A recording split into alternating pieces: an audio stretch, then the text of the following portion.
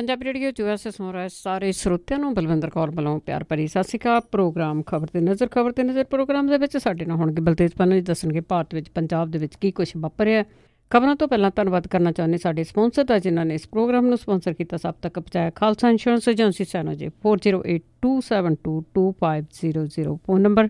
ਹਰ ਇੱਕ ਤਰ੍ਹਾਂ ਦੀ ਇੰਸ਼ੋਰੈਂਸ ਕਰਦੇ ਨੇ, ਕਾਲ ਕਰ ਸਕਦੇ ਹੋ। Gurdeep Singh Birdi, Clovis, Satnam Singh Shergill, Salma, Sukhwinder Singh, Jasvir Kaur, Fremont, Gurdawar Singh, Manjit Kaur, Yuba City, Sarabjit Singh Chokar, Turlock, Chicago pizza with twist, ਜਿਨ੍ਹਾਂ ਤੋਂ ਹਰ ਇੱਕ ਤਰ੍ਹਾਂ ਦਾ ਪੀਜ਼ਾ ਆਰਡਰ ਕਰ ਸਕਦੇ ਹੋ। ਪੀਜ਼ਾ ਆਰਡਰ ਕਰਨ ਲਈ ਵਿਜ਼ਿਟ ਕਰ ਸਕਦੇ ਹੋ www.chicagopizzatwist.com। 15% ਆਫ ਲੈਣ ਲਈ ਕੋਡ ਵਰਤ ਸਕਦੇ ਹੋ 1313। ਬਹੁਤ ਬਹੁਤ ਧੰਨਵਾਦ ਕਰਦੇ ਹਾਂ ਪ੍ਰੋਗਰਾਮ ਨੂੰ ਸਪਾਂਸਰ ਕੀਤਾ, ਸਭ ਤੱਕ ਪਹੁੰਚਾਇਆ। ਸਾਡੇ ਨਾਲ ਜੁੜ ਚੁੱਕੇ ਨੇ ਬਲਤੇਜ ਪੰਨੂ ਜੀ, ਸਤਿ ਸ਼੍ਰੀ ਅਕਾਲ, ਸਵਾਗਤ ਹੈ ਜੀ। ਧੰਨਵਾਦ ਜੀ, ਬਹੁਤ ਮਿਹਰਬਾਨੀ। ਅੱਜ ਜੀ ਗੱਲ ਕਰਦੇ ਆ ਰਫਾਲ ਸੌਦੇ ਦੀ, ਤੇ ਉਸ ਤੇ ਦਸਤਾਵੇਜ਼ ਜਿਹੜੇ ਉਹ ਗੁੰਮ ਹੋ ਗਏ ਆ, ਤੇ ਇਸ ਕਰਕੇ ਜਿਹੜਾ ਮਾਮਲਾ ਆ ਬਹੁਤ ਭਖਿਆ ਹੋਇਆ। ਜੀ ਕਿਸੇ ਦੇ ਘਰੇ ਚੋਰੀ ਹੋ ਜੇ ਤੇ ਉਹ ਰਿਪੋਰਟ ਲਿਖਾਉਣ ਥਾਣੇ ਜਾਂਦਾ ਜੀ, ਇੱਥੋਂ ਸੰਨ ਲੱਗੀ ਆ ਇਸ ਸਾਈਡ ਤੋਂ ਬੰਦੇ ਜਿਹੜੇ ਜੀ ਆ ਗਏ। ਚਲੋ ਅੱਜ ਕੱਲ CCTV ਕੈਮਰੇ ਆ ਗਏ ਆ, ਹੁਣ ਤਾਂ ਚੋਰ ਬਹੁਤ ਛੇਤੀ ਫੜੇ ਜਾਂਦੇ ਆ। ਘਰ ਦੀਆਂ ਚੋਰੀਆਂ ਵਾਲੇ ਜਾਂ ਸਟੋਰਾਂ ਦੇ ਵਿੱਚ ਚੋਰੀਆਂ ਹੁੰਦੀਆਂ, ਅਕਸਰ ਆਪਾਂ ਸੋਸ਼ਲ ਮੀਡੀਆ ਦੇ ਉੱਤੇ ਦੇਖਦੇ ਹਾਂ ਕਿ ਵੀਡੀਓ ਵਾਇਰਲ ਹੋ ਜਾਂਦੀ, ਚੋਰ ਕਿੱਧਰੋਂ ਦੀ ਆਏ, ਕਿਵੇਂ ਸਮਾਨ ਲੈ ਕੇ ਗਏ। ਪਰ ਇਹ ਜਿਹੜਾ ਜੀ ਰੱਖਿਆ ਮੰਤਰਾਲਾ, ਸ਼ਾਇਦ ਉੱਥੇ CCTV ਕੈਮਰੇ ਹੈ ਨਹੀਂ ਗੇ ਤੇ ਨਾ ਕੋਈ ਸਿਕਿਉਰਿਟੀ ਆ, ਜਿਹਦੇ ਕਰਕੇ ਜੋ ਕੁਛ ਅੰਦਰ ਹੋਇਆ, ਜੇ ਤੁਸੀਂ ਸਵਾਲ ਜਵਾਬ ਸੁਣੋਗੇ ਤੁਸੀਂ ਮੂੰਹ 'ਚ ਉਂਗਲਾਂ ਪਾਓਗੇ। ਪ੍ਰਸ਼ਾਂਤ ਭੂਸ਼ਣ ਜਿਹੜੇ ਕਿ ਪਟੀਸ਼ਨ ਕਰਤਾ ਸੀ, ਉਹਨੇ ਇਹ ਗੱਲ ਜਿਹੜੀ ਦੀ ਆਖੀ ਕਿ ਸਰਕਾਰ ਨੇ ਸੀਲਬੰਦ ਲਿਫਾਫੇ ਦੇ ਵਿੱਚ ਕੋਰਟ ਨੂੰ ਗਲਤ ਸੂਚਨਾਵਾਂ ਦਿੱਤੀਆਂ ਸੀ, ਮੈਂ ਨਵੇਂ ਦਸਤਾਵੇਜ਼ ਰੱਖਣੇ ਚਾਹੁੰਦਾ। ਤੇ ਜਿਹੜੇ ਅਟਾਰਨੀ ਜਨਰਲ ਨੇ ਮੁਲਕ ਦੇ, ਉਹ ਕਹਿੰਦੇ ਪ੍ਰਸ਼ਾਂਤ ਭੂਸ਼ਣ ਦੀਆਂ ਦਲੀਲਾਂ ਰੱਖਿਆ ਮੰਤਰਾਲੇ ਦੇ ਵਿੱਚੋਂ ਚੋਰੀ ਕੀਤੇ ਗਏ 8 ਸਫ਼ਿਆਂ ਦੇ ਉੱਤੇ ਆਧਾਰਿਤ ਹੈ। ਮੰਤਰਾਲੇ ਦੇ ਕਰਮਚਾਰੀ ਦੇ ਜ਼ਰੀਏ ਚੋਰੀ ਕਰਵਾਈ ਗਈ, ਰਣਨੀਤੀ ਦੇ ਤਹਿਤ ਸੁਣਵਾਈ ਤੋਂ ਪਹਿਲਾਂ ਦਾ ਹਿੰਦੂ ਅਖਬਾਰ ਦੇ ਵਿੱਚ ਇਹ ਜਾਣਕਾਰੀਆਂ ਛਪਵਾਈਆਂ ਗਈਆਂ, ਇਹ ਅਪਰਾਧ ਹੈ, ਅਦਾਲਤ ਦੀ ਮਾਣਹਾਨੀ ਹੈ। ਇਹ ਜਿਹੜੇ ਅਟਾਰਨੀ ਜਨਰਲ ਆ ਉਹ ਕਹਿੰਦੇ। ਚੀਫ ਜਸਟਿਸ ਸਾਹਿਬ ਨੇ ਕਿਹਾ ਕਿ ਸਰਕਾਰ ਨੇ ਰੱਖਿਆ ਮੰਤਰਾਲੇ ਦੇ ਵਿੱਚੋਂ ਚੋਰੀ ਹੋਏ ਦਸਤਾਵੇਜ਼ਾਂ ਦੇ ਉੱਤੇ ਕੀ ਕਾਰਵਾਈ ਕੀਤੀ ਜੀ, ਇਹ ਸੁਪਰੀਮ ਕੋਰਟ ਦੇ ਚੀਫ ਜਸਟਿਸ ਪੁੱਛਦੇ ਨੇ। ਤੇ ਉਹਦਾ ਜਵਾਬ ਦਿੰਦਾ ਅਟਾਰਨੀ ਜਨਰਲ ਕਿ ਅਜੇ FIR ਦਰਜ ਨਹੀਂ ਹੋਈ, FIR ਹੋਈ ਤਾਂ ਉਹਦੇ ਵਿੱਚ ਪ੍ਰਸ਼ਾਂਤ ਭੂਸ਼ਣ, ਅਰੁਣ ਸ਼ੌਰੀ ਤੇ ਯਸ਼ਵੰਤ ਸਿਨਹਾ ਦਾ ਨਾਮ ਹੋਊਗਾ। ਤੁਸੀਂ ਦੇਖੋ ਥ੍ਰੈਟ ਕਿਹੜੇ ਤਰੀਕੇ ਦਾ ਜਿਹੜਾ ਜੀ ਉਹ ਕੀਤਾ ਜਾ ਰਿਹਾ, ਉਹਨੂੰ ਥ੍ਰੈਟ ਕਰਕੇ ਦੱਸਿਆ ਜਾ ਰਿਹਾ ਵੀ ਅਸੀਂ ਹੁਣ FIR ਦਰਜ ਕਰਾਵਾਂਗੇ ਕਿਉਂਕਿ ਤੂੰ ਉਹ ਦਸਤਾਵੇਜ਼ ਪੇਸ਼ ਕਰ ਰਿਹਾ ਤੇ ਚੋਰੀ ਕਰਨ ਦਾ ਤੇਰਾ ਜਿਹੜਾ ਜੀ ਉਹਦੇ ਵਿੱਚ ਨਾਮ ਹੋਊਗਾ। ਪ੍ਰਸ਼ਾਂਤ ਭੂਸ਼ਣ ਦਾ ਰੱਖਿਆ ਮੰਤਰਾਲੇ ਦੇ ਵਿੱਚ ਐਕਸੈਸ ਕਿਵੇਂ ਹੋ ਗਿਆ, ਇਹ ਆਪਣੇ ਆਪ ਦੇ ਵਿੱਚ ਬਹੁਤ ਵੱਡਾ ਸਵਾਲ ਹੈ ਜੀ। ਵੇਣੂ ਗੋਪਾਲ ਜਿਹੜਾ ਅਟਾਰਨੀ ਜਨਰਲ ਆ, ਉਹਨੇ ਕਿਹਾ ਕਿ ਰਾਸ਼ਟਰੀ ਸੁਰੱਖਿਆ ਦੇ ਨਾਲ ਜੁੜੇ ਦਸਤਾਵੇਜ਼ ਪਬਲਿਕ ਡੋਮੇਨ ਦੇ ਵਿੱਚ ਨਹੀਂ ਹੋਣੇ ਚਾਹੀਦੇ। ਉਹਨਾਂ ਨੇ ਇਹ ਕਿਹਾ ਕਿ ਸਾਰੇ ਜਾਣਦੇ ਆ ਕਿ ਸਾਡੇ ਕੋਲੇ ਕਿੰਨੇ ਲੜਾਕੂ ਜਹਾਜ਼ ਹੈ। CBI ਦੀ ਜਾਂਚ ਜਾਂ ਪੂਰੀ ਪ੍ਰਕਿਰਿਆ ਫੇਰ ਸ਼ੁਰੂ ਹੋਈ ਤਾਂ ਦੇਸ਼ ਨੂੰ ਨੁਕਸਾਨ ਹੋਊਗਾ, ਇਦੋਂ ਵੱਧ ਨੁਕਸਾਨ ਹੋ ਸਕਦਾ ਜਿਹੜੇ ਦਸਤਾਵੇਜ਼ ਜਿਹੜੇ ਉਹ ਚੋਰੀ ਹੋ ਗਏ। ਇਹ ਅਟਾਰਨੀ ਜਨਰਲ ਜਿਹੜਾ ਜੀ ਉਹ ਕਹਿ ਰਿਹਾ। ਇਹਦੇ ਵਿੱਚ ਫਿਰ ਜਸਟਿਸ ਜਿਹੜੇ ਜੋਸਫ ਨੇ, ਉਹਨਾਂ ਨੇ ਫਿਰ ਦਖਲ ਜਿਹੜਾ ਜੀ ਇਹ ਦਿੱਤਾ ਕਿ ਇਹ ਕਹਿ ਕੇ ਤੁਸੀਂ ਸਬੂਤ ਹਟਾ ਸਕਦੇ ਆ ਕਿ ਇਹ ਗੈਰ ਕਾਨੂੰਨੀ ਢੰਗ ਦੇ ਨਾਲ ਹਾਸਲ ਕੀਤੇ ਗਏ ਆ। ਉਹਨਾਂ ਨੇ ਕੁਐਸਚਨ ਜਿਹੜਾ ਜੀ ਕੀਤਾ ਕਿ ਤੁਸੀਂ ਫਿਰ ਇਹ ਕਹੋਗੇ ਵੀ ਇਹ ਚੋਰੀ ਹੋਏ ਆ, ਕੀ ਇਹ ਸਬੂਤ ਨਹੀਂ ਗਏ? ਉਹਨਾਂ ਨੇ ਇਹ ਕਿਹਾ ਕਿ ਦੋਸ਼ਾਂ ਦੀ ਜਾਂਚ ਦੀ ਮੰਗ ਦੇ ਉੱਤੇ ਤੁਸੀਂ ਰਾਸ਼ਟਰੀ ਸੁਰੱਖਿਆ ਜਿਹੜੀ ਹੈ ਜੀ ਉਹਦਾ ਇੱਕ ਤਰੀਕਾ ਅਪਣਾ ਰਹੇ ਹੋ ਕਿ ਉਹਦੀ ਆੜ ਦੇ ਵਿੱਚ ਸਾਨੂੰ ਇਹ ਸੁਰੱਖਿਆ ਜਿਹੜੀ ਹੈ ਜੀ ਉਹ ਨਾ ਕਰਨੀ ਪਏ। ਚੀਫ ਜਸਟਿਸ ਨੇ ਫਿਰ ਇਹਦੇ ਵਿੱਚ ਦਖਲ ਦਿੱਤਾ ਔਰ ਇਹ ਕਿਹਾ ਕਿ ਕੋਈ ਵੀ ਦੋਸ਼ੀ ਬੇਗੁਨਾਹੀ ਦੇ ਨਾਲ ਜੁੜੇ ਦਸਤਾਵੇਜ਼ ਚੋਰੀ ਕਰਕੇ ਕੋਰਟ ਦੇ ਵਿੱਚ ਲੈ ਆਉਂਦਾ ਤਾਂ ਉਹਨਾਂ ਨੇ ਵੇਣੂ ਗੋਪਾਲ ਨੂੰ ਪੁੱਛਿਆ ਕਿ ਕੀ ਉਹ ਦਸਤਾਵੇਜ਼ ਜੱਜ ਲਵੇ ਜਾਂ ਨਾ। ਇਹਦਾ ਕੋਈ ਜਵਾਬ ਨਹੀਂ ਆਇਆ ਉਹਦੇ 'ਚ ਜੀ। ਦੇਖੋ ਇਹਨਾਂ ਦੇ ਦਸਤਾਵੇਜ਼ ਚੋਰੀ ਹੋ ਗਏ ਤਾਂ ਫਿਰ ਕੀ ਲੱਭਣਗੇ ਇਹ। ਚਲੋ ਅਗਲੀ ਗੱਲ ਕਰਦੇ ਆ ਮਨਤਾਰ ਬਰਾੜ ਦੀ, ਔਰ ਪੋਸ਼ ਹੋ ਗਿਆ ਜੀ। ਬਿਲਕੁਲ ਜੀ, ਮਨਤਾਰ ਬਰਾੜ ਦਾ ਨਾਮ ਜਿਹੜਾ ਜੀ ਪਰਚੇ ਦੇ ਵਿੱਚ ਆ ਗਿਆ, ਜਿਹੜਾ ਕਿ ਸਾਬਕਾ MLA ਆ ਫਰੀਦਕੋਟ ਤੋਂ, ਅਕਾਲੀ ਦਲ ਬਾਦਲ ਦਾ ਪ੍ਰਧਾਨ ਦਾ ਖਾਸ, ਔਰ ਜਿਹੜਾ ਚੀਫ ਪਾਰਲੀਮਾਨੀ ਸੈਕਟਰੀ ਰਿਹਾ ਜੀ, ਉਹ 157 ਵਾਰੀ ਉਹਨੇ ਜਿਹੜਾ ਜੀ ਉਸ ਰਾਤ ਕਾਲ ਕੀਤੀਆਂ। ਇਹ ਕਾਲ ਜਿਹੜੀਆਂ ਸੀਗੀਆਂ ਜੀ ਮੁੱਖ ਮੰਤਰੀ ਦੇ ਨਾਲ, ਡਿਪਟੀ ਮੁੱਖ ਮੰਤਰੀ ਦੇ ਨਾਲ, ਜਾਂ ਫਿਰ ਜਿਹੜਾ ਜੀ ਉਦੋਂ ਦੇ DGP ਸਨ ਸਮੇਤ ਸੈਣੀ ਹੋਰਾਂ ਦੇ ਨਾਲ ਹੋਈਆਂ, ਜਿਹੜੀਆਂ ਦੱਸੀਆਂ ਜਾਂਦੀਆਂ ਜਿਹੜਾ ਸੀਲਬੰਦ ਲਿਫਾਫੇ ਦੇ ਵਿੱਚ ਜਿਹੜੀ ਜਾਣਕਾਰੀ ਸੀ ਉਹ ਅਦਾਲਤ ਨੂੰ ਪੇਸ਼ ਕੀਤੀ SIT ਨੇ। SIT ਦੇ ਵੱਲੋਂ ਪੇਸ਼ ਕੀਤੀ ਗਈ ਜਾਣਕਾਰੀ ਦੇ ਆਧਾਰ ਦੇ ਉੱਤੇ, ਹਾਲਾਂਕਿ ਕੱਲ ਕੁਛ ਇਸ ਤਰ੍ਹਾਂ ਦਾ ਪ੍ਰਚਾਰ ਵੀ ਕੀਤਾ ਗਿਆ ਕਿ SIT ਦੇ ਪਿੜ ਪੱਲੇ ਕੁਛ ਨਹੀਂ ਗਾ, ਉਹਦੇ ਕੋਲੇ ਕੋਈ ਬਹੁਤੇ ਸਬੂਤ ਨਹੀਂ ਗੇ, ਪਰ ਇਹ ਸਬੂਤਾਂ ਦੇ ਆਧਾਰ ਦੇ ਉੱਤੇ SIT ਨੇ ਉਹਦੀ ਬਲੈਂਕਟ ਅਰਜ਼ੀ ਜਿਹੜੀ ਪਾਈ ਸੀ ਜ਼ਮਾਨਤ ਦੀ ਉਹ ਖਾਰਜ ਕਰ ਦਿੱਤੀ। ਔਰ ਜਿਹੜਾ ਜੀ ਉਹਦੇ ਉੱਤੇ ਹੁਣ ਧਾਰਾਵਾਂ 307 ਜਿਹੜੀ ਇਰਾਦਾ ਕਤਲ ਹੈ, 323, 341, 201, 2018, 120B ਜਿਹੜੀ ਸਾਜ਼ਿਸ਼ ਕਰਨਾ, ਔਰ ਇਹਦੇ ਵਿੱਚ ਇਰਾਦਾ ਕਤਲ ਤੋਂ ਇਲਾਵਾ ਸਾਜ਼ਿਸ਼ ਕਰਨਾ, ਸਬੂਤ ਮਿਟਾਉਣਾ, ਦੰਗਾ ਭੜਕਾਉਣਾ, ਇਹ ਜਿਹੜੀਆਂ 7 ਅਗਸਤ 18 ਨੂੰ ਜਿਹੜੇ ਪਰਚਾ ਦਰਜ ਕੀਤਾ ਗਿਆ ਸੀ ਉਹਦੇ ਵਿੱਚ ਨਾਮਜ਼ਦ ਜਿਹੜਾ ਉਹ ਕਰ ਲਿਆ ਜੀ ਇਹਨੂੰ ਮਨਤਾਰ ਸਿੰਘ ਬਰਾੜ ਨੂੰ। ਔਰ ਉਹ ਪਹਿਲਾ ਸਿਆਸੀ ਨੇਤਾ ਜਿਹੜਾ ਕਿ ਗੁਰੂ ਗ੍ਰੰਥ ਸਾਹਿਬ ਦੀ ਹੋਈ ਬੇਅਦਬੀ ਵਾਲੇ ਮਾਮਲੇ ਦੇ ਵਿੱਚ ਨਾਮਜ਼ਦ ਕੀਤਾ ਗਿਆ।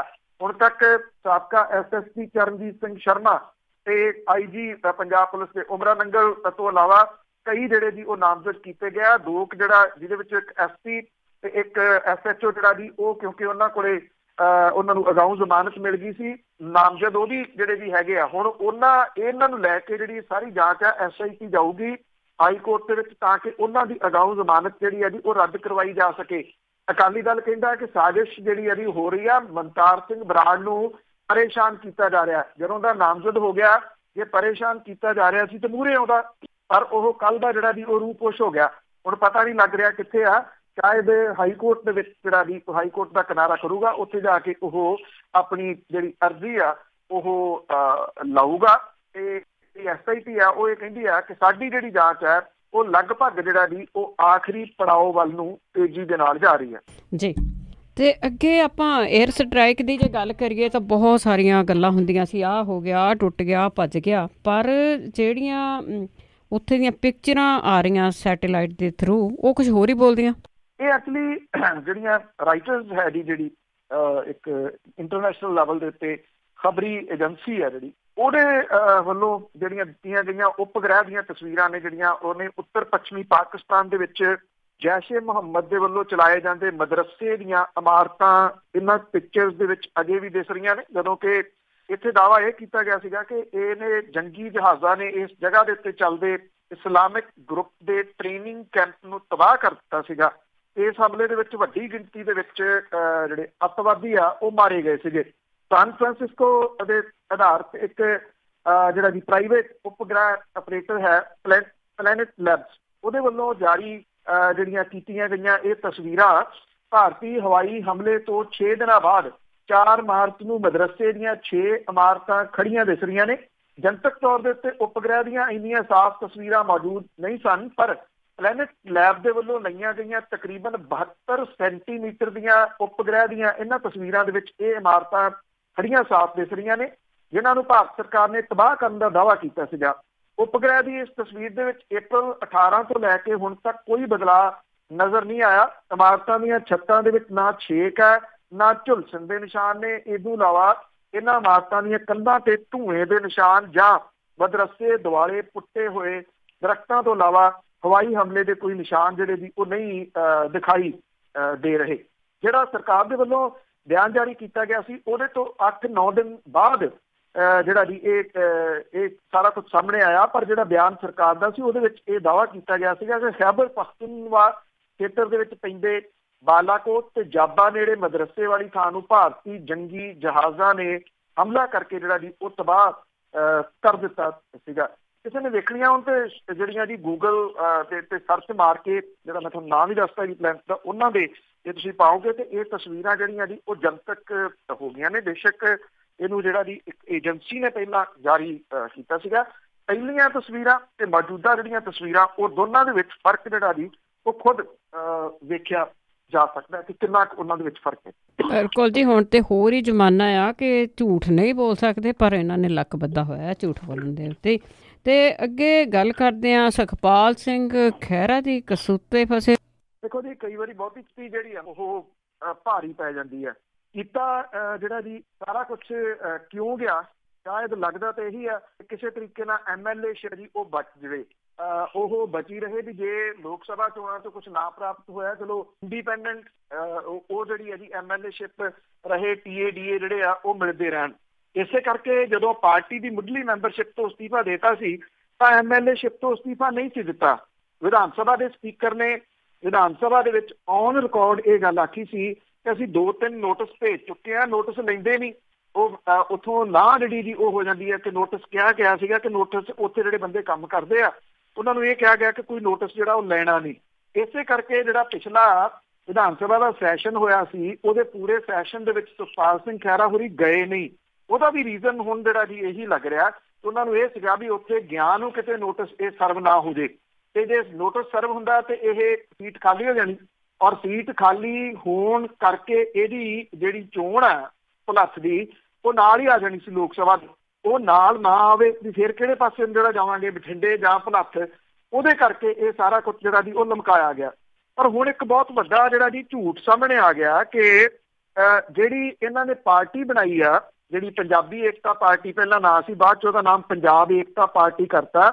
ਉਹਦਾ ਇਤਰਾਜ਼ ਨਹੀਂ ਦਾ ਸਰਟੀਫਿਕੇਟ ਲੈਣ ਦੇ ਵਾਸਤੇ, ਨੋ ਆਬਜੈਕਸ਼ਨ ਸਰਟੀਫਿਕੇਟ ਲੈਣ ਦੇ ਵਾਸਤੇ ਇੱਕ ਪਬਲੀਕੇਸ਼ਨ ਜਿਹੜੀ ਉਹ ਕਰਾਉਣੀ ਪੈਂਦੀ ਆ ਅਖਬਾਰ ਦੇ ਵਿੱਚ।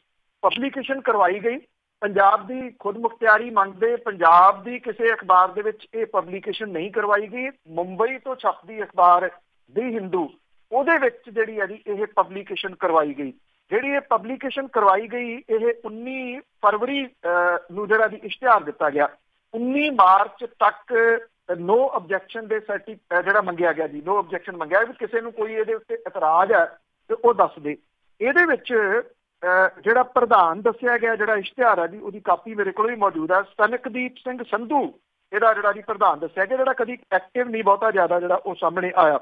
ਔਰ ਇੱਥੇ ਹੀ ਬਸ ਨਹੀਂ, ਇਹਦੇ ਜਿਹੜਾ ਇਸ਼ਤਿਹਾਰ ਜਿਹੜਾ ਹੋਇਆ ਜੀ ਉਹਦੇ ਵਿੱਚ ਜਸਵੰਤ ਸਿੰਘ ਨੂੰ ਜਨਰਲ ਸਕੱਤਰ ਤੇ ਕੁਲਦੀਪ ਸਿੰਘ ਨੂੰ ਖਜ਼ਾਨਚੀ ਜਿਹੜਾ ਉਹ ਲਿਖਿਆ ਹੋਇਆ ਇਸ ਇਸ਼ਤਿਹਾਰ ਦੇ ਵਿੱਚ। ਜਿਹੜੀਆਂ ਮੀਟਿੰਗਾਂ ਜਿਹੜੀ ਡੈਮੋਕ੍ਰੈਟਿਕ ਅਲਾਇੰਸ ਦੇ ਵਾਸਤੇ ਕਰਦੇ ਰਹੇ ਆ ਉਹ ਸੁਖਪਾਲ ਸਿੰਘ ਖਹਿਰਾ ਹੋਰੀ ਪੰਜਾਬ ਏਕਤਾ ਪਾਰਟੀ ਦੇ ਪ੍ਰਧਾਨ ਦੇ ਵਜੋਂ ਕਰਦੇ ਰਹੇ ਆ, ਜਦੋਂ ਕਿ ਉਹ ਪ੍ਰਧਾਨ ਹੈ ਨਹੀਂ। ਉਹ ਪ੍ਰਧਾਨ ਹੈ ਹੀ ਨਹੀਂ। ਉਹ ਪਾਰਟੀ ਦੀਆਂ ਜਿਹੜੀਆਂ ਦੀ ਉਹ ਮੀਟਿੰਗਾਂ ਕਿਵੇਂ ਕਰਦੇ ਰਹੇ ਆ ਇਹ ਨਹੀਂ ਜਿਹੜਾ ਜੀ ਉਹ ਪਤਾ। ਪਰ ਇਹ ਆ ਕਿ ਇਹ ਸਾਰੀ ਕਹਾਣੀ ਜਿਹੜੀ ਦੀ ਉਹ ਹੁਣ ਸਾਹਮਣੇ ਆ ਗਈ ਕਿ ਅਸਲ ਦੇ ਵਿੱਚ ਤਾਂ ਪ੍ਰਧਾਨ ਕੋਈ ਹੋਰ ਹੀ ਬਣਾਇਆ ਹੋਇਆ। ਸੁਖਪਾਲ ਸਿੰਘ ਖਹਿਰਾ ਹੋਰੀ ਇੱਕ ਗੱਲ ਪਿਛਲੇ ਕੁਝ ਦਿਨਾਂ ਤੋਂ ਕਹਿੰਦੇ ਸੀਗੇ ਕਿ ਐਂਟੀ ਡਿਫੈਕਸ਼ਨ ਲਾਅ ਦੇ ਵਿੱਚ ਕੁਝ ਕਾਨੂੰਨੀ ਜਿਹੜੀਆਂ ਚੀਜ਼ਾਂ ਨੇ ਉਹ ਮੈਂ ਸਮਝਾਊਂਗਾ ਮਿਲ ਕੇ ਵਿਧਾਨ ਸਭਾ ਦੇ ਸਪੀਕਰ ਨੂੰ। ਉਹ ਸਮਝਾਉਣਾ ਇਹੀ ਚਾਹੁੰਦੇ ਸੀਗੇ ਕਿ ਕੋਈ ਦਸਤਾਵੇਜ਼ ਦਿਖਾਓ ਜਿੱਥੇ ਮੈਂ ਕੋਈ ਸਿਆਸੀ ਪਾਰਟੀ ਬਣਾਈ ਹੋਵੇ।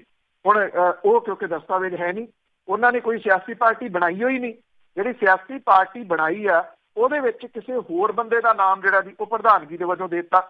ਅਕਾਲੀ ਦਲ ਟਕਸਾਲੀ ਦੇ ਜਿਹੜੇ ਆਗੂ ਨੇ ਵੀਰ ਦਵਿੰਦਰ ਸਿੰਘ ਹੋਰੀ, ਉਹਨਾਂ ਨੇ ਇਹ ਗੱਲ ਕਹੀ ਆ ਕਿ ਸੁਖਪਾਲ ਸਿੰਘ ਖਹਿਰਾ ਹੋਰਾਂ ਨੇ ਪੰਜਾਬ ਏਕਤਾ ਪਾਰਟੀ ਦਾ ਪ੍ਰਧਾਨ ਦੱਸ ਕੇ ਸੂਬੇ ਤੇ ਲੋਕਾਂ ਦੇ ਅਤੇ ਦੂਜੀਆਂ ਜਿਹੜੀਆਂ ਸਿਆਸੀ ਪਾਰਟੀਆਂ ਨੇ ਉਹਨਾਂ ਦੇ ਨਾਲ ਵੱਡੀ ਰਾਜਨੀਤਿਕ ਠੱਗੀ ਮਾਰੀ ਆ ਔਰ ਲੋਕ ਉਹਨਾਂ ਨੂੰ ਜਿਹੜਾ ਜੀ ਉਹ ਮੁਆਫ ਨਹੀਂ ਕਰਨਗੇ।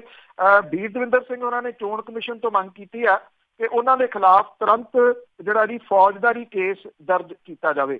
ਵੀਰ ਦਵਿੰਦਰ ਸਿੰਘ ਹੋਰਾਂ ਨੇ ਦੋਸ਼ ਜਿਹੜਾ ਜੀ ਲਾਇਆ ਇੱਕ ਲਿਖਤੀ ਬਿਆਨ ਦੇ ਵਿੱਚ ਕਿ ਵਿਧਾਇਕੀ ਖੁੱਸਣ ਦੇ ਡਰੋਂ ਸੁਖਪਾਲ ਸਿੰਘ ਖਹਿਰਾ ਹੋਰੀ ਇਹ ਡਰਾਮਾ ਸਾਰਾ ਉਹਨਾਂ ਨੇ ਰਚਿਆ। ਔਰ ਉਹਨਾਂ ਨੇ ਕਿਹਾ ਕਿ ਉਹ ਕਿਹੜੇ ਅਧਿਕਾਰ ਦੇ ਨਾਲ ਲੋਕ ਸਭਾ ਚੋਣਾਂ ਸੰਬੰਧੀ ਸ਼੍ਰੋਮਣੀ ਅਕਾਲੀ ਦਲ ਟਕਸਾਲੀ, ਬਸਪਾ ਤੇ ਹੋਰ ਰਾਜਸੀ ਪਾਰਟੀਆਂ ਦੇ ਨਾਲ ਸਿਆਸੀ ਗੱਠਜੋੜ ਦੀਆਂ ਵਿਉਂਤਾਂ ਕਰ ਰਹੇ ਸੀ, ਜਦੋਂ ਕਿ ਉਹ ਖੁਦ ਤਾਂ ਕਿਸੇ ਪਾਰਟੀ ਦੇ ਪ੍ਰਧਾਨ ਹੀ ਨਹੀਂ ਤੇ ਪਾਰਟੀ ਦੇ ਪ੍ਰਧਾਨ ਦੇ ਵਜੋਂ ਇਹਨਾਂ ਮੀਟਿੰਗਾਂ ਦੇ ਵਿੱਚ ਉਹ ਕਿਵੇਂ ਬੈਠਦੇ ਰਹੇ। ਇਹ ਵੀ ਨਹੀਂ ਪਤਾ ਕਿ ਪ੍ਰਧਾਨ ਧਰਤੀ ਤੇ ਹੈਗਾ ਵੀ ਆ ਜਾਂ ਹੈ ਨਹੀਂਗਾ। ਤੇ ਅੱਗੇ ਅਕਾਲੀ ਦਲ ਦੀ ਵੀ ਜੇ ਗੱਲ ਕਰੀਏ ਨਾਲ ਲੱਗਦੀ, ਉਹਨਾਂ ਲਈ ਵੱਡੀ ਮੁਸੀਬਤ ਬਣ ਸਕਦੀਆਂ ਲੋਕ ਸਭਾ ਚੋਣਾਂ। ਮੁਸੀਬਤ ਤਾਂ ਤਕਰੀਬਨ ਜਿਹੜੀ ਹੈ ਜੀ ਉਹ ਬਣੀ ਹੋਈ ਹੈ, ਕਿਉਂਕਿ ਇਸ ਵੇਲੇ ਉਹਨਾਂ ਨੂੰ ਉਮੀਦਵਾਰ ਜਿਹੜੀ ਜੀ ਉਹ ਲੱਭਣ ਦੇ ਵਿੱਚ ਵੱਡੀ ਮੁਸ਼ਕਲ ਜਿਹੜੀ ਹੈ ਜੀ ਉਹ ਆ ਰਹੀ ਹੈ। ਬੇਅਦਬੀ ਤੇ ਗੋਲੀਕਾਂਡ ਜਿਹੜਾ ਜੀ ਉਹਨੇ ਸਿਆਸੀ ਵਕਾਰ ਨੂੰ ਏਡੀ ਵੱਡੀ ਸੱਟ ਮਾਰੀ ਆ ਕਿ ਅਕਾਲੀ ਦਲ ਨੂੰ ਇਹ ਨਹੀਂ ਪਤਾ ਲੱਗ ਰਿਹਾ ਕਿ ਇਹ ਸ਼ੁਰੂਆਤ ਕਿੱਥੋਂ ਕਰੀਏ, ਕਿਹੜੇ ਤਰੀਕੇ ਦੇ ਨਾਲ ਕਰੀਏ ਤੇ ਦੁਬਾਰਾ ਜਿਹੜੇ ਆ ਜੀ ਉਹ ਸਿਆਸੀ ਪੈਰ ਉਹਨਾਂ ਦੇ ਲੱਗ ਜਾਣ।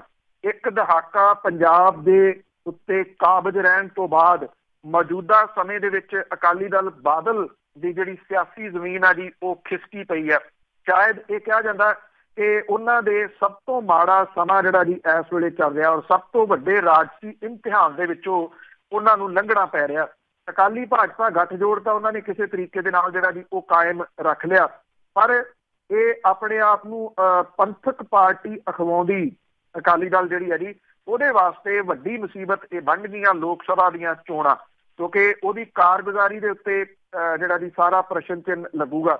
ਇਹ ਕਿਹਾ ਜਾ ਰਿਹਾ ਹੈ ਜੀ ਕਿ ਕਿਉਂਕਿ ਉਹਦੇ ਬਹੁਤੇ ਵੱਡੇ ਥੰਮ ਜਿਹੜੇ ਆ ਨਾ ਜੀ ਉਹ ਪਾਸੇ ਹੋ ਗਏ। ਸੁਖਦੇਵ ਸਿੰਘ ਢੀਂਡਸਾ, ਰਣਜੀਤ ਸਿੰਘ ਬ੍ਰਹਮਪੁਰਾ, ਰਤਨ ਸਿੰਘ ਅਜਨਾਲਾ, ਸੇਵਾ ਸਿੰਘ ਸੇਖਵਾਂ ਤੇ ਪਿੱਛੇ ਦਿਨੀ ਸ਼ੇਰ ਸਿੰਘ ਜਿਹੜਾ ਜੀ ਘੁਬਾਇਆ, ਇਹ ਤਕਰੀਬਨ 4 ਡਿਫਰੈਂਟ ਥਾਵਾਂ ਤੋਂ ਨੇ ਜੀ ਪਿੱਲਰ ਦੇ ਰੂਪ ਦੇ ਵਿੱਚ ਸਨ। ਇਹ ਵੱਡੇ ਆਗੂ ਨੇ ਜਿਨ੍ਹਾਂ ਦੇ ਵੱਡੇ ਕੱਦ ਬੁੱਤ ਸਨ, ਇਹ ਸਾਰੇ ਲਾਂਭੇ ਹੋ ਗਏ। ਇਸ ਵੇਲੇ ਜਿਹੜੀ ਪਾਰਟੀ ਦੀ ਵਾਗਡੋਰ ਹੈ ਜਾਂ ਤਾਂ ਪ੍ਰਧਾਨ ਦੇ ਹੱਥ ਦੇ ਵਿੱਚ ਹੈ, ਸੁਖਬੀਰ ਸਿੰਘ ਬਾਦਲ ਹੋਰਾਂ ਦੇ, ਜਾਂ ਫਿਰ ਜਿਹੜਾ ਜੀ ਆਪਣੇ ਆਪ ਨੂੰ ਸਭ ਤੋਂ ਐਕਟਿਵ ਦੱਸਣ ਦੀ ਕੋਸ਼ਿਸ਼ ਕਰ ਰਹੇ ਨੇ ਬਿਕਰਮ ਸਿੰਘ ਮਜੀਠੀਆ ਹੋਰੀ।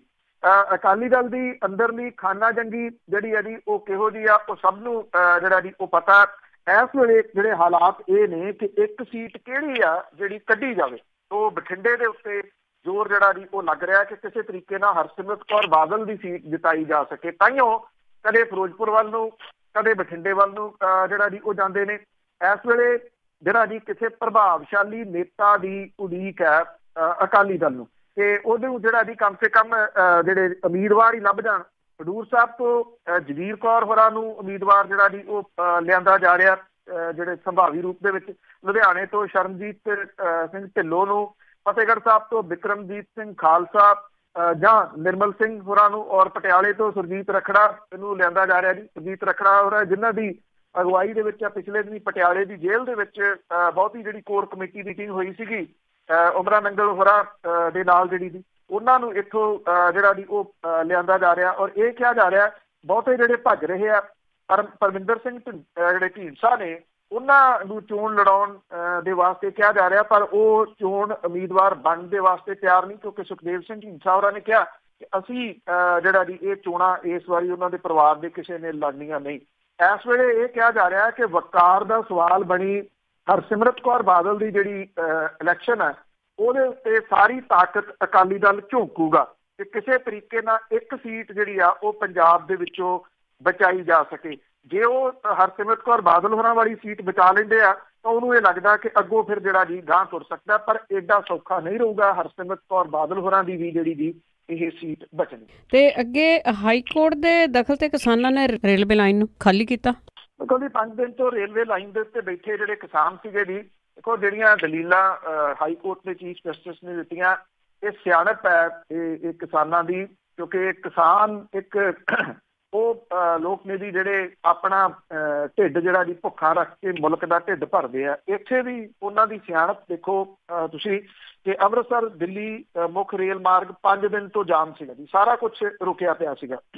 ਹਾਈ ਕੋਰਟ ਦੇ ਵਿੱਚ ਜਨਹਿਤ ਪਟੀਸ਼ਨ ਗਈ ਔਰ ਜਿਹੜਾ ਸੀਗਾ ਜੀ ਉਹਨਾਂ ਨੇ ਸੱਦਿਆ ਕਿਸਾਨ ਆਗੂਆਂ ਨੂੰ, ਕਿਸਾਨ ਆਗੂਆਂ ਦੇ ਨਾਲ ਕਮਰੇ ਦੇ ਵਿੱਚ ਬਹਿ ਕੇ ਗੱਲਬਾਤ ਉਹਨਾਂ ਨੇ ਕੀਤੀ। ਇਹ ਆਖਿਆ ਕਿ ਤੁਸੀਂ ਇਸ ਅੰਦੋਲਨ ਨੂੰ, ਅਸੀਂ ਨਹੀਂ ਕਹਿੰਦੇ ਕਿ ਅੰਦੋਲਨ ਨਾ ਕਰੋ, ਅੰਦੋਲਨ ਤੁਸੀਂ ਕਰ ਲੈਣਾ, ਰੇਲਵੇ ਲਾਈਨ ਜਿਹੜੀ ਉਹ ਖਾਲੀ ਕਰੋ। ਇਹ ਵੀ ਕਿਹਾ ਕਿ ਆਪਣੀਆਂ ਮੰਗਾਂ ਜਿਹੜੀਆਂ ਸਰਕਾਰ ਦੇ ਕੋਲੇ ਦਿਓ, ਜੇ ਸਰਕਾਰ ਇਹਨਾਂ ਮੰਗਾਂ ਦੇ ਉੱਤੇ ਗੌਰ ਨਹੀਂ ਕਰਦੀ ਨਹੀਂ ਮੰਨਦੀ ਤੇ ਅਸੀਂ ਮੁੜ ਕੇ ਜਿਹੜਾ ਜੀ ਉਹ ਸਰਕਾਰ ਨੂੰ ਜ਼ਰੂਰ ਜਿਹੜਾ ਜੀ ਉਹ ਪੁੱਛਾਂਗੇ। ਪਰ ਉਹਨਾਂ ਨੇ ਕਿਹਾ ਕਿ ਰੇਲ ਲਾਈਨ ਜਿਹੜੀ ਜੀ ਉਹ ਖਾਲੀ ਇਸ ਕਰਕੇ ਕਰਨੀ ਜ਼ਰੂਰੀ ਆ, ਇਹਦੇ ਨਾਲ ਮੁਲਕ ਦੇ ਹਿੱਤ ਜੁੜੇ ਹੋਏ ਆ, ਕਿਉਂਕਿ ਇਹ ਸਰਹੱਦੀ ਖੇਤਰ ਹੈ। ਲੋਕਾਂ ਦੀ ਆਵਾਜਾਈ ਦੇ ਉੱਤੇ ਤਾਂ ਅਸਰ ਪੈ ਹੀ ਰਿਹਾ, ਢੋਆ ਢੁਆਈ ਦੇ ਉੱਤੇ ਵੀ ਵੱਡਾ ਅਸਰ ਜਿਹੜਾ ਜੀ ਉਹ ਪੈ ਰਿਹਾ। ਇਹਦੇ ਵਿੱਚ ਪੰਜਾਬ ਹਰਿਆਣਾ ਹਾਈ ਕੋਰਟ ਦੇ ਚੀਫ ਜਸਟਿਸ ਜਿਹੜੇ ਸੀਗਾ ਜੀ ਉਸ ਬੈਂਚ ਨੇ ਦਖਲ ਜਿਹੜਾ ਉਹ ਦਿੱਤਾ। ਕਿਸਾਨਾਂ ਨੇ ਇਹ ਗੱਲ ਜਿਹੜੀ ਸੀ ਉਹ ਮੰਨ ਲਈ ਔਰ ਇਹ ਕਿਹਾ ਕਿ ਉਹ ਸੰਘਰਸ਼ ਤਾਂ ਖਤਮ ਨਹੀਂ ਕਰ ਰਹੇ, ਸੰਘਰਸ਼ ਜਿਹੜਾ ਜੀ ਉਹ ਦੁਬਾਰਾ ਫੇਰ ਕਰਨਗੇ। ਪਰ ਇਹ ਕਿਹਾ ਜੀ ਕਿ ਉਹ ਰੇਲ ਮਾਰਗ ਮਜਬੂਰ ਹੋ ਕੇ ਉਹਨਾਂ ਨੂੰ ਰੋਕਣਾ ਪਿਆ ਸੀਗਾ, ਪਰ ਤਕਲੀਫਾਂ ਜਿਹੜੀਆਂ ਚੀਫ ਜਸਟਿਸ ਹੋਰਾਂ ਨੇ ਜਿਹੜੀਆਂ ਦੱਸੀਆਂ ਉਹਦੇ ਕਰਕੇ ਉਹਨਾਂ ਨੇ ਕਿਹਾ ਕਿ ਉਹ ਅਦਾਲਤ ਨੂੰ ਸਰਵਉੱਚ ਮੰਨਦੇ ਆ ਔਰ ਉਹਦੀ ਜਿਹੜੀ ਮੰਨਦੇ ਹੋਏ ਇਹ ਰੇਲ ਲਾਈਨ ਜਿਹੜਾ ਜੀ ਉਹ ਖਾਲੀ ਕਰ ਰਹੇ ਆ। ਜਿਹੜੇ ਸੂਬਾ ਦੇ ਪ੍ਰਧਾਨ ਨੇ ਜੀ ਸਤਨਾਮ ਸਿੰਘ ਪੰਨੂ, ਉਹਨੇ ਚੰਡੀਗੜ੍ਹ ਦੇ ਵਿੱਚ ਜਿਹੜੀ ਵੀ ਅਦਾਲਤ ਸੀ ਉੱਥੇ ਜਾ ਕੇ ਇਹ ਭਰੋਸਾ ਦਿੱਤਾ ਔਰ ਭਰੋਸੇ ਤੋਂ ਬਾਅਦ ਇਹ ਧਰਨਾ ਜਿਹੜਾ ਸੀ ਉਹ ਮੁਲਤਵੀ ਹੋ ਗਿਆ ਔਰ ਰਾਤ ਜਿਹੜੀ ਸੀ ਇਹ ਲਾਈਨ ਖਾਲੀ ਹੋ ਗਈ। ਅੱਜ ਜਿਹੜੀ ਆ ਜੀ ਤਕਰੀਬਨ ਇਹ ਦੁਬਾਰਾ ਤੋਂ ਰੇਲ ਲਿੰਕ ਜਿਹੜਾ ਜੀ ਉਹ ਜੁੜ ਸਕਦਾ, ਜਿਹੜਾ ਵਨ ਆਫ ਦੀ ਬਿਜ਼ੀਐਸਟ ਰੇਲ ਆਵਾਜਾਈ ਜਿਹੜੀ ਉਹ ਕਹੀ ਜਾਂਦੀ ਆ ਅੰਮ੍ਰਿਤਸਰ ਤੇ ਦਿੱਲੀ ਵਾਲੀ। ਜਿਹੜੀ ਬੜੇ ਤਰੀਕੇ ਦੇ ਨਾਲ ਪਿਛਲੇ 5 ਦਿਨ ਤੋਂ ਪ੍ਰਭਾਵਿਤ ਹੋਈ ਪਈ ਸੀ। ਜੀ ਬਸ ਇਹੀ ਰਾਹ ਸੀ ਇਹਨਾਂ ਨੂੰ ਅਠਾਲਣ ਦਾ। ਤੇ ਅੱਗੇ ਗੱਲ ਕਰਦੇ ਹਾਂ ਜੀ, ਜਿਹੜੀ ਸਰਜੀਕਲ ਸਟ੍ਰਾਈਕ ਕੀਤੀ ਸੀ, ਲੋਕੀ ਉਹ ਮੰਗਦੇ ਸੀਗੇ ਵੀ ਉਹਦਾ ਕੋਈ ਨਾ ਕੋਈ ਪ੍ਰੂਫ ਦਿਓ, ਉਹ ਤਾਂ ਨਹੀਂ ਮਿਲਿਆ। ਪਰ ਭਾਜਪਾ ਦੇ ਜਿਹੜੇ ਆਗੂ ਆ, ਛਿੱਤਰੋ ਛਿੱਤਰੀ ਹੋਇਆਂ ਦੀ ਜਿਹੜੀ ਇਹ ਸਰਜੀਕਲ ਛਿੱਤਰਾਂ ਦੀ ਸਟ੍ਰਾਈਕ ਵਾਲੀ ਆ, ਉਹ ਵੀਡੀਓ ਨੇ ਧੂਮ ਮਚਾਈ ਹੋਈ ਆ, ਲੋਕਾਂ ਦਾ ਵੀ ਧਿਆਨ ਇੱਧਰ ਉੱਧਰ ਕਰ ਰਹੇ ਆ। ਬਿਲਕੁਲ ਜੀ, ਇਸ ਵੇਲੇ ਸੋਸ਼ਲ ਮੀਡੀਆ ਦੇ ਉੱਤੇ ਛਾਈ ਪਈ ਹੈ ਜੀ ਇਹ, ਕਿਉਂਕਿ ਲੋਕ ਮੰਗਦੇ ਸੀ ਸਬੂਤ। ਤੁਹਾਡੀ ਗੱਲ ਠੀਕ ਹੈ, ਉਹ ਸਬੂਤ ਹੈ ਜੀ। ਔਰ ਭਾਜਪਾ ਦੇ ਨਾਲ ਉੱਤਰ ਪ੍ਰਦੇਸ਼ ਦੇ ਵਿੱਚੋਂ ਸੰਬੰਧਿਤ ਇਹ 2 ਆਗੂ ਨੇ ਜਿਹੜੇ ਕਿ ਜ਼ਿਲ੍ਹਾ ਯੋਜਨਾ ਕਮੇਟੀ ਮੀਟਿੰਗ ਕਰ ਰਹੇ ਸੀਗੇ, ਔਰ ਉਹਦੇ ਵਿੱਚ ਜੋਸ਼ ਜ਼ਿਆਦਾ ਆ ਗਿਆ ਜੀ। ਤੋ ਇਸ ਕਰਕੇ ਉਹਨਾਂ ਨੇ, ਇੱਕ ਨੇ ਜਿਹੜਾ ਸੀਗਾ ਜੀ ਉਹ ਛਿੱਤਰ ਲਾ ਲਿਆ, ਉਹ ਦੂਜੇ ਦੇ ਜਿਹੜਾ ਜੀ ਛਿੱਤਰ ਮਾਰਨਾ ਸ਼ੁਰੂ ਕਰਤਾ। ਫਿਰ ਦੋਨਾਂ ਦੇ ਸਮਰਥਕ ਜਿਹੜੇ ਸੀ ਨਾ ਜੀ, ਉਹਨਾਂ ਨੇ ਵੀ ਮੋਰਚਾ ਸੰਭਾਲ ਲਿਆ। ਫਿਰ ਦੋਵਾਂ ਦੇ ਵਿਚਾਲੇ, ਦੋਨਾਂ ਧੜਿਆਂ ਦੇ ਵਿਚਾਲੇ ਜਿਹੜੇ ਸੀ ਉਹ ਘਸੁੰਨ ਚੱਲੇ। ਡਿਸਟ੍ਰਿਕਟ ਜਿਹੜਾ ਸੰਤ ਕਬੀਰ ਨਗਰ ਹੈ, ਉਸ ਡਿਸਟ੍ਰਿਕਟ ਦੇ ਇੰਚਾਰਜ ਮੰਤਰੀ ਆਸ਼ੂਤੋਸ਼ ਟੰਡਨ ਦੀ ਅਗਵਾਈ ਦੇ ਵਿੱਚ ਡਿਸਟ੍ਰਿਕਟ ਕੰਪਲੈਕਸ ਦੇ ਵਿੱਚ ਜ਼ਿਲ੍ਹਾ ਯੋਜਨਾ ਕਮੇਟੀ ਦੀ ਮੀਟਿੰਗ ਚੱਲ ਰਹੀ ਸੀ। ਨਵੀਂ ਬਣਾਈ ਇੱਕ ਸੜਕ ਦਾ ਸਿਹਰਾ ਜਿਹੜਾ ਸੀ ਉਹ ਆਪੋ ਆਪਣੇ ਸਿਰ ਲੈਣ ਨੂੰ ਲੈ ਕੇ ਭਾਜਪਾ ਦੇ ਸੰਤ ਕਬੀਰ ਨਗਰ ਤੋਂ ਲੋਕ ਸਭਾ ਮੈਂਬਰ ਸ਼ਰਦ ਤ੍ਰਿਪਾਠੀ ਤੇ ਮੇਧਾਵਾਲ ਤੋਂ ਵਿਧਾਇਕ ਰਕੇਸ਼ ਬਘੇਲ ਦੇ ਵਿਚਕਾਰ ਜਿਹੜੀ ਸੀ ਇਹ ਤਲਖੀ ਹੋਈ, ਔਰ ਉਸ ਤੋਂ ਬਾਅਦ ਇੱਕ ਦੂਜੇ ਨੂੰ ਗਾਲਾਂ ਕੱਢੀਆਂ। ਗਾਲਾਂ ਤੋਂ ਬਾਅਦ ਫਿਰ ਜਿਹੜੇ ਸੀ ਜੀ ਉਹ ਛਿੱਤਰ ਲਾ ਲਏ, ਔਰ ਇਹਨਾਂ ਨੇ ਇੱਕ ਦੂਜੇ ਦੇ ਜਿਹੜੇ ਜੀ ਉਹ ਛਿੱਤਰ ਮਾਰਨੇ ਸ਼ੁਰੂ ਕਰਤੇ, ਇਹ ਭੁੱਲ ਕੇ ਕਿ ਕੈਮਰੇ ਲੱਗੇ ਹੋਏ ਆ ਔਰ ਕੈਮਰਿਆਂ ਦੇ ਵਿੱਚ ਸਾਰਾ ਕੁਝ ਜਿਹੜਾ ਜੀ ਉਹ ਰਿਕਾਰਡ ਹੋ ਰਿਹਾ। ਇਹ ਇੱਥੇ ਨਹੀਂ ਰੁਕੇ। ਛਿੱਤਰ ਤੋਂ ਬਾਅਦ ਫਿਰ ਜਿਹੜਾ ਸੀਗਾ ਜੀ ਇੱਕ ਦੂਜੇ ਦੇ ਘਸੁੰਨ ਇਹਨਾਂ ਨੇ ਮਾਰਨੇ ਸ਼ੁਰੂ ਕਰਤੇ। ਮੀਟਿੰਗ ਦੇ ਵਿੱਚ ਹਾਜ਼ਰ ਸੀਨੀਅਰ ਪੁਲਿਸ ਅਧਿਕਾਰੀ ਜਿਹੜੇ ਸੀ ਉਹਨਾਂ ਨੇ ਮਾਮਲੇ ਨੂੰ ਸ਼ਾਂਤ ਕਰਨ ਦੀ ਕੋਸ਼ਿਸ਼ ਕੀਤੀ, ਪਰ ਉਹ ਸਫਲ ਨਹੀਂ ਹੋਏ। ਔਰ ਉਦੋਂ ਥੋੜੇ ਚਿਰ ਬਾਅਦ ਜਿੰਨੇ ਟੀਵੀ ਚੈਨਲ ਸੀ ਉਹਦੇ ਉੱਤੇ ਪ੍ਰਸਾਰਣ ਜਿਹੜਾ ਜੀ ਉਹ ਹੋਇਆ, ਤੇ ਬਾਅਦ ਦੇ ਵਿੱਚ ਤੁਹਾਨੂੰ ਪਤਾ ਜੀ ਸੋਸ਼ਲ ਮੀਡੀਆ ਦੇ ਉੱਤੇ ਜੋ ਹਸ਼ਰ ਹੁੰਦਾ, ਇਸ ਵੇਲੇ ਮੇਰਾ ਖਿਆਲ ਸੋਸ਼ਲ ਮੀਡੀਆ ਦੇ ਉੱਤੇ ਸਭ ਤੋਂ ਵੱਧ ਵੇਖੀ ਜਾਣ ਵਾਲੀ ਪਿਛਲੇ ਜਿਹੜਾ ਜੀ 12-13 ਘੰਟਿਆਂ ਦੇ ਦੌਰਾਨ ਇਹੀ ਵੀਡੀਓ ਹੈ ਜੀ। ਇਹ ਜਿਹੜਾ ਸਿਹਰਾ ਆ ਉਹ ਇਹਨਾਂ ਨੇਤਾਵਾਂ ਨੂੰ ਜ਼ਰੂਰ ਜਾਂਦਾ ਕਿ ਇਸ ਵੇਲੇ ਉਹ ਛਾਏ ਪਏ ਆ ਸੋਸ਼ਲ ਮੀਡੀਆ ਤੇ। ਬਿਲਕੁਲ ਜੀ, ਨਾਲ ਦੀ ਨਾਲ ਲੋਕਾਂ ਦਾ ਧਿਆਨ ਥੋੜਾ ਜਿਹਾ ਭਟਕ ਜ਼ਰੂਰ ਗਿਆ ਹੋਊਗਾ ਰਫਾਲ ਸੌਦੇ ਤੋਂ ਜਾਂ ਕੁਛ ਵੀ ਆ, ਮਜ਼ੇ ਲੈਂਦੇ ਲੋਕੀ। ਤੇ ਹੋਰ ਅਗਲੀ ਗੱਲ ਕਰਦੇ ਆ ਜੀ, ਇਸ ਵਾਰ ਨਹੀਂ ਹੋ ਸਕਣਗੀਆਂ ਕਿਲ੍ਹਾ ਰਾਏਪੁਰ ਦੀਆਂ ਖੇਡਾਂ। ਦੇਖੋ ਜੀ, ਪਿਛਲੇ ਦਿਨੀ ਪੰਜਾਬ ਸਰਕਾਰ ਨੇ ਇੱਕ ਫੈਸਲਾ ਕੀਤਾ ਸੀਗਾ ਜਿਹਦੇ ਵਿੱਚ ਉਹਨਾਂ ਨੇ ਜਿਹੜੀਆਂ ਬਲਦਾਂ ਦੀਆਂ ਦੌੜਾਂ ਹੁੰਦੀਆਂ ਬੈਲ ਗੱਡੀਆਂ ਦੀਆਂ, ਉਹ ਦੁਬਾਰਾ ਹੋਣਗੀਆਂ, ਕਿਉਂਕਿ ਪਿੱਛੇ ਜੇ ਉਹਨਾਂ ਦੇ ਉੱਤੇ ਪਾਬੰਦੀ ਲੱਗ ਗਈ ਸੀਗੀ। ਔਰ ਪੇਂਡੂ ਓਲੰਪਿਕ ਦੇ ਵਜੋਂ ਇਹ ਮਸ਼ਹੂਰ ਨੇ ਜੀ ਕਿਲ੍ਹਾ ਰਾਏਪੁਰ ਦੀਆਂ ਖੇਡਾਂ।